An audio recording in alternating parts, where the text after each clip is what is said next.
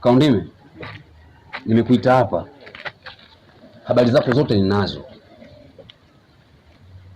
Nasikia yule mtoto unamng'ang'ania sana, atakuja kutuletea shida katika kijiji chetu. Sasa nakupa onyo, naomba huyu mtoto uachane naye, umpeleke mbali. Sitaki nimwone katika kijiji changu. Sijui umenielewa? Mwenyekiti, kunitapu mimi nilijua labda kuna jambo la muhimu nataka kunielekeza. Kumbe jambo lenyewe kuhusu mtoto. Labda nikuulize swali. Huyo mtoto anakula chakula chako? Anatumia chochote chako?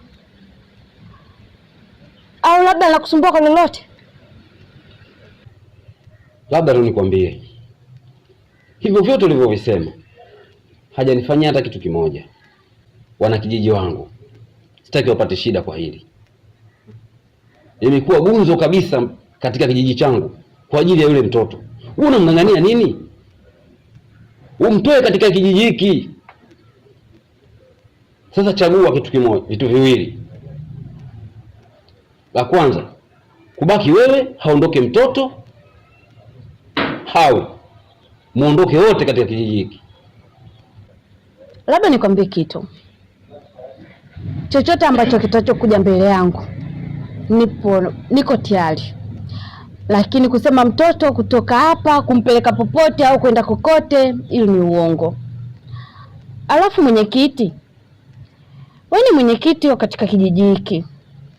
Kazi yako kulinda wanavijiji na mali zao. Lakini mimi ninachokiona kama unajilinda mwenyewe tu. Sawa sawa, naona uko tayari kwa lolote. Sitaki mimi. Subiri sasa. Neno la mwisho. Nazingatia sana wanakijiji wangu. Sitaki wapate shida. Ikiwemo na wewe. Ila wewe umejitoa, basi naomba potea. Unapotoka hapa, basi beba na mtoto wako, ondoka kuishi unakotaka.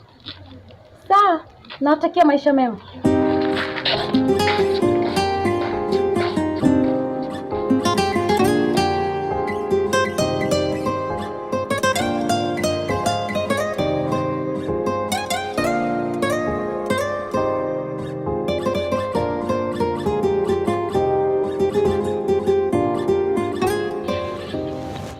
Na mwenyekiti amekuitia nini huko? Jua kuhusu mtoto. Anasemaje? Zidi hapa na yaani anasisitiza tu. Jua huyo mtoto nisiendelee kumshikilia. Ina maana nimrudishe. Unaona sasa? Yaani hadi viongozi wenyewe wanakwambia kabisa kwamba huyo mtoto wewe hupaswi kuwa naye. Sijui unanielewa mdogo wangu? Wewe huyo mtoto hupaswi kuwa naye. Achana naye. Tuendelee na maisha yetu ya zamani. Kwani yeye nani? Na kwa nini umng'ang'ania? Mpaka sasa viongozi washaanza kuliona ili wanakuita. Wewe sasa bwana wewe achana na huyo mtoto. Lakini wewe mdogo wangu uelewi kila siku mara hivi mara ta fulani yani.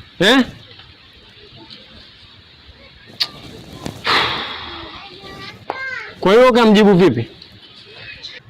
Nimemkatalia. Siko tayari kumwacha mtoto. Hivi, unajielewa mdogo wangu? Unajielewa wewe? Asa unabaki naye wewe kama nani? Na viongozi wenyewe kabisa washakwambia wanamtaka mwenyewe, wewe kama nani unataka kubaki naye? Mbona unapenda kunichanganya mdogo wangu? Yaani kila siku wewe tu, kila siku wewe ni mtu gani usioelewa? Kwa sababu siku ya kwanza tunamkuta mtoto na tulikubaliana kabisa kama huyo mtoto anarudi wapi? Kwa mwenyekiti, ndio sehemu husika. Lakini wewe bado alipelekwa kwa mwenyekiti, umeenda kumchukua, bado na unaendelea kumng'ang'ania tu. Yaani wewe una matatizo sana mdogo wangu. Si una matatizo sana. Sijui hata yani Kwa hiyo umefikia mwafaka gani na mwenyekiti? Yaani kikweli kusema wewe mtoto labda kumpa mtu mwingine, mimi siko tayari. Na niko tayari kwa lolote lile ambalo linalokuja mbele yangu, nitakabiliana nalo. Kama vile wenye wanakijiji walivyosema hawanitaki hapa, kama nitaendelea kumshikilia yule mtoto, sawa. Mimi niko tayari. Taondoka ili niwape amani. Lakini kusema mtoto aondoke aende akatupe, mtoto aende kokote ni uongo. Yaani sijahafti kabisa. Aya, sasa ushaambiwa uame, mpaka ushaambiwa kwenye kijiji uame. Sasa wewe unafikiri unasubiri nini utaki kumrudisha yule mtoto? Na unaama unaenda wapi labda nikuulize? Unaama unaenda wapi hapo ulipo? Una ndugu sehemu nyingine? Au unataka kujitia uchizi tu? Yaani mdogo wangu wewe sijui ukoje rafiki yangu. Yaani kila siku tunaongea mambo hayo. Hadi viongozi sasa washaanza kukuita kwamba wewe achana na huyo mtoto. Isitoshe sasa afadhalia kidogo mtoto angekuwa ni waheri, tungesema labda bwana tutalipwa na Mwenyezi Mungu, lakini huyo mtoto tabia zake zenyewe hazieleweki, ni mbovu na chafu, kitoto kichawi. Wewe na unachukua kabisa unatembea na watoto wachawi, unajielewa mdogo wangu? Hapa sasa kaka, mimi naona kama tutagombana tu. Nitokee mimi, nitokee. Nenda kanitia dada yako nitatoka hapa. Poa bwana. Wewe vipi rafiki yangu? Wewe ni mtu gani usioelewa?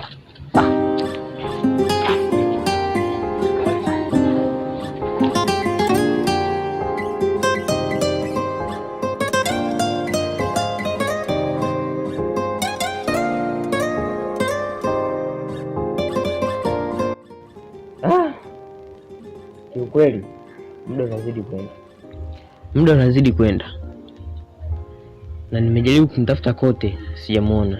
Nimeenda kwa marafiki zake kote, nimezunguka kote, na pia nilienda hadi kwa babako, ila hajamisha ushirikiano wowote ule. Yaani mpaka hapa sasa hivi nimekaa sielewi nifanyaje, sielewi niingie wapi nitokee wapi. Pole sana ndugu yangu, ila mimi nina wazo moja. Kwa nini usiende kwa waganga kumtafuta kakako? Maana ukimtafuta kwa macho ya nyama utamuona, utajisumbua. Sawa, nitaweza nikaenda kwa waganga. Ndio, nitaanzaje wakati kwa waganga kwenyewe sijawahi kwenda hata siku moja, wala sipajui? Kuhusu hilo usijali, nitaongea na babangu. Babangu atachukua uamuzi. Kwa hiyo tunaweza kuelekea hata sasa hivi? Sawa, funga mlango. Hapo.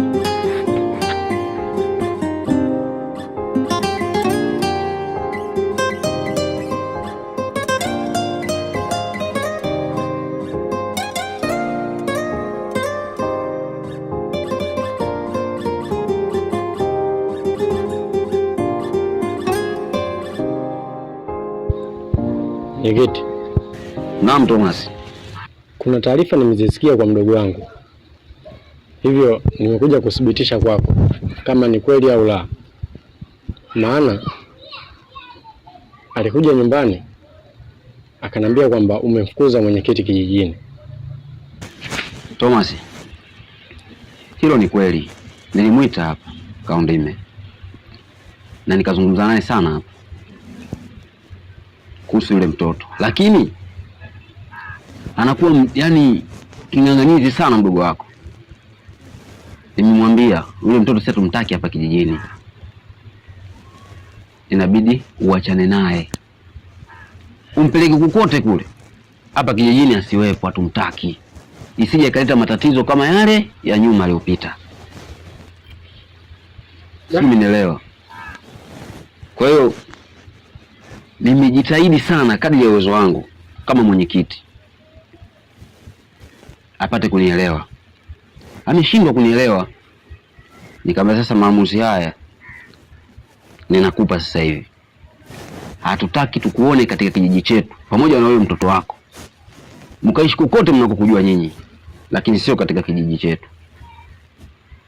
Ni bora tupoteze mtu mmoja kuliko huma mzima wa kijiji hichi. Hiyo swala haliwezekani.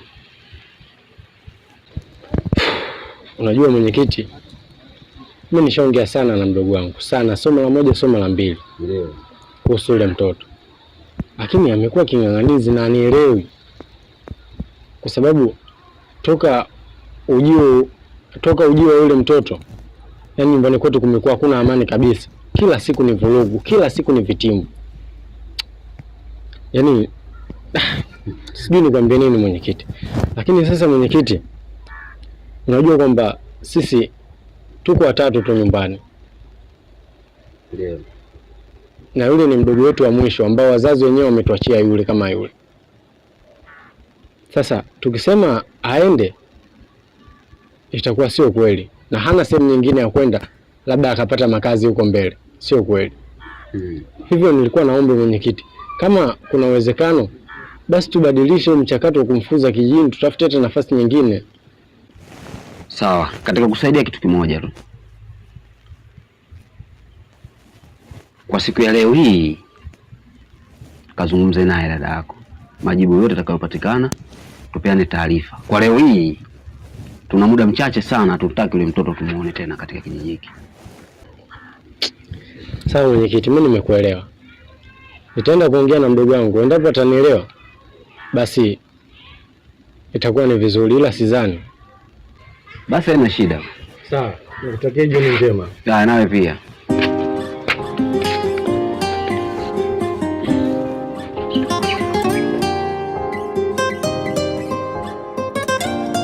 Weka undime. Kwa nini unataka kunielewa mdogo wangu Ili kama tuongee. Unapenda kukurupuka kwa nini? Sasa nikuelewa nini? Wote nyapa mnitaki, naondoka zangu, mniache. Mkae na maisha yenu. Tukiona kijiji mnitaki. Nyinyi na mnitakisa huyu mtoto, naondoka na huyu mtoto, naondoka. Sasa unaenda wapi kaundime lakini? Kitu vyote vile. Naenda na kaundime. Nini dada? Hebu nipe mziki. Achana nao. Naondoka nao. Kaundime, kwa nini unataka kunielewa lakini? Kaundime, hebu nisikilize kwanza. Dada, mimi naondoka nenda popote pale. Hebu nisikilize kwanza. Kaundime. Hebu kwanza tuwe mizigo. Dada, acha. Nini lakini? Mimi nishaamua kuondoka. Kaundime, hivi unatufanya kweli upo serious? Na unajifikiria kweli? Na kwa nini ufanye hivyo? Kwa hiyo wewe upo tayari kutuacha ndugu zako kisa huyu mtoto Upo tayari kutelekeza familia yako kisa huyu mtoto, si ndio? Mimi siwezi kukubali. Hebu nipe mzigo. Dada, naomba uniache. Nishaamua, sawa? Huyu mtoto mimi siwezi kumwacha. Naondoka naye. Yaani nenda popote pale, kama nikafa nikafe naye. Lakini kusema kumwacha hapa mtoto au kwenda sehemu nyingine sikubali. Kwa sababu nyinyi hamnihitaji na mwenye kijiji wana vijiji na hawamhitaji huyu mtoto. Kwa naondoka naye. Kaundime. Kaka Thomas katoka hapa nyumbani kwenda kwa mwenyekiti kukuombea msamaha. Kuhusu haya mambo yaishe. Lakini wewe unataka kurudisha mambo tena nyuma? Lakini kwa nini unataka kutusikia? Na kwa nini unataka kutuelewa? Hebu kaa chini ujifikirie, unachofanya ni sahihi au sio sahihi? Kwa nini unapenda kukurupuka lakini? Hilo swala unalolifanya hilo. Mimi sijaliasikia, naomba nipe mzigo. Dada, usiwe mbishi, sawa? Mimi nishaamua. Na yote sitaki kuwaletea matatizo nyinyi hapa na wana vijiji kwa sababu ya huyu mtoto. Ndio maana naamua kuondoka zangu. Kaundime, maisha. Kaundime. Kwa unaenda wapi sasa? Wewe Kaundime. Kaundime! Jamani, sasa anaenda wapi lakini? Sasa mnaisikia kaenda wapi?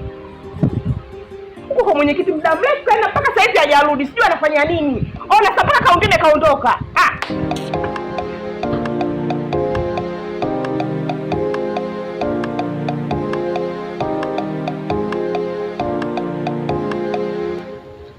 Baba. Naam. Nimekuja na mwenzangu huyo. Kuna kitu anataka aongee na wewe. Sawa. Ongea ndugu yangu. Mzee wangu. Ndio. Kama nilivyokuambia jana, ndugu yangu alipotea. Ndio. Nimejitahidi sana kumtafuta, sijafanikiwa kumpata, na pia nimezunguka kote kwa marafiki zake, sijamuona. Nilikutana na Kidumu, akanielekeza kuwa ningejaribu upande wa pili, yaani kwa waganga. Ndio. Ila kwa maelezo yake akasema nije kwako, maana wewe unajua mambo ya waganga. Sawa. Ni jambo zuri sana ulilofanya. Na wakati mwafaka. hilo swala kweli, na mtaalamu wangu yupo, anaweza kuifanya hii kazi, ila kwa muda huu sina nafasi. Tufanye kesho asubuhi na mapema, uwasili hapa nikupeleke kwa mtaalamu. Sawa. Ila usiwe na mawazo, jihakikishe kabisa kwamba mimi swala hili litakwisha. Sawa mzee wangu, hilo halina shida. Basi sawa. Ngoja tukuache. Haya.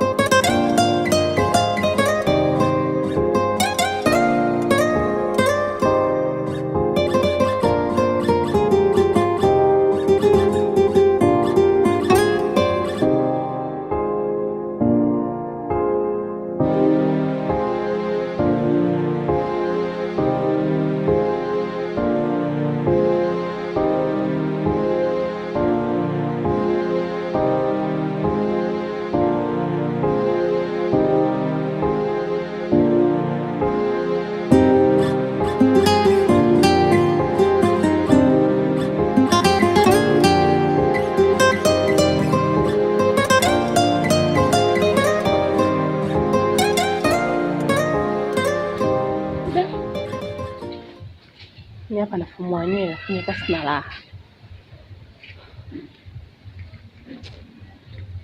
Dada. Afadhali ulivyorudi kaka. Nini tena? Hapa kuna matatizo. Matatizo gani? Sio kaundime mdogo wako. Kafanya nini? Amepanganya nguo zake zote humo ndani. Ameondoka na mwanawe. Sasa kwani mimi nilikubaliana naye yule mtoto, mbona anajichetua yule akili zake? Kwani mimi nilimwambia nisubiri hapa naenda kumwombea msamaha kwa mwenyekiti ili tujue inakuaje? Ndio hivyo ameondoka, unamjua mdogo wako. Amsikilize mtu wote humo ndani. Sio mimi, sio wewe. Mimi kila nikimwambia mdogo wangu, hebu tulia kwanza. Subiri kaka arudi tuongee hili swala. Mimi naondoka kwa sababu najua wote hamunitaki. Na unajua wana kijiji wote hapa hawamtaki yule mtoto. Lakini yeye kamng'ang'ania kama ruba. Sasa vipi tunafanyaje? Sasa dada, na wewe umeshindwa hata kumzuia dada rafiki yangu. Yaani basi au ungenipigia hata simu. Sasa mambo gani? Naanzaje kupigia simu? Mtu nilivyovurugwa. Mtu asikii kaondoka. Yaani kama nimechanganyikiwa, hata hiyo simu hawakuishika sina. Yaani sikukumbuka kabisa kama kuna simu kumpigia mtu. Ila mimi nahisi hajaenda mbali. Pengine yupo hapa kijijini. Yule anapenda tukuumiza vichwa vyetu. Yaani mimi mwenyewe nishachoka na maisha rafiki yangu. Kila siku mizozo. Sasa yeye anaondoka vipi bila ruhusa yangu? Na nimemwambia kabisa nisubiri hapa, naenda kwa mwenyekiti, narudi kukupa mrejesho. Sasa yeye anajichukulia tu maamuzi ajabu, inakuaje? Mimi inabidi nimfuatilie alipoelekea. Kama nikifanikiwa kumuona, basi nitarudi naye hapa nyumbani. Kama hatujafanikiwa, basi tutafanya harakati za kumtafuta. Najua watu waweza kufika mbali. Na hawezi kwenda popote. Pengine tuko hapa kijijini. We dada, hivi unamjua kweli yule mtoto? Unamsikia? Kaundime akili zake za ajabu anazijua mwenyewe. Mimi namuelewa sana mdogo wangu yule. Akishalipanga jambo lake ndo hilo hilo. Anage tabia ya kurudisha mambo nyuma. Sasa sikiliza. Ngoja niende kwa mwenyekiti kama ulivyonielekeza, alafu ifanye hivyo, alafu tajua itakuwaje. Wewe ukimwona huko nipigie simu. Basi sawa.